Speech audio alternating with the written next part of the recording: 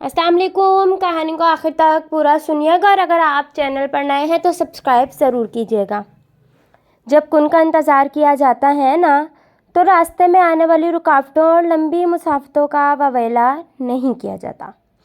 फिर ये नहीं कहा जाता कि महीनों या सालों से दर बदर भटक रहे हो। सुकून के लिए फिर ला हासिल की गिनती ही कब की जाती है। फिर तो बस सब्र की आला मिसाल कायम की जाती है। सब्र व जमील मतलब खूबसूरत तरीन सब्र की दास्तान लिखी जाती है। और फिर तो बस ज़बान से इस बात का इकरार किया जाता है कि हस्बी अल्लाह, मेरे लिए अल्लाह काफ़ी है। सुनो हो, तुम्हारे सब्र व ज़ब्त का सिला उसने पहले ही मुकर्रर कर रखा है। उसकी रहमत तुम्हें अपने हसार में लेने के लिए बेचैन है।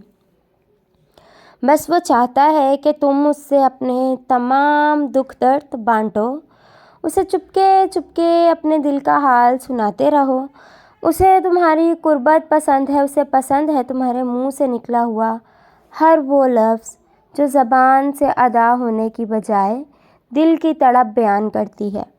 लाखों करोड़ों लोगों में से अगर उसने तुम्हें ही दुआ की तौफीक दी है ना, लाखों करोड़ों लोगों में से अगर उसने तुम्हें ही दुआ की तौफीक दी है ना, तो फिर इस बात पर भी यकीन रखो कि वो तुम्हें ऐसे नवाजेगा कि तुम हैरान रह जाओगे, जैसे ख़ज़ां के बाद उजड़े हुए बाग को फिर से फूलों से भर देती है।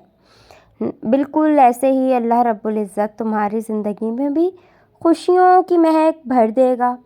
इसलिए कि जो 7 ज़मीनों और 7 आसमानों में रहने वाली हर शय का निज़ाम संभाले हुए है, क्या ऐसा हो सकता है कि तुम तकलीफ़ में मुब्तला हो और वो तुम्हारे दर्द की दवा ना करे?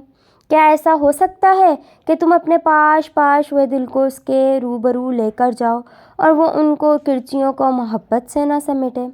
क्या उसके लिए तुम्हारी दुआओं पर कुन कहना ज़्यादा मुश्किल है कि ज़मीनों आसमान का बनाना? इसलिए जहाँ इतना इंतज़ार किया वहाँ थोड़ा इंतज़ार और सही। इतनी लंबी मुसाफत तय करके आए हो, थोड़े कदम और बढ़ा लो। मंजिल तुम्हारे सामने है, अब तो सिला मिलने का वक्त है, तो फिर क्यों हिम्मत हारनी। और याद रखो कि बदतर से गुज़र कर ही बेहतरीन की तरफ लाया जाता है।